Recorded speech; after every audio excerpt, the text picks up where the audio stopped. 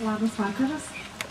Tai kadangi šiandien ne sekmadienis, o prieš lietų atrodo, tai paskaitysiu eilėraštį, kuris taip ir vadinasi. Prieš pat lietų dangus būna giedras, vien šešėliais ir vėjų paremtas, toks trapus, kad beveik pasibaigęs.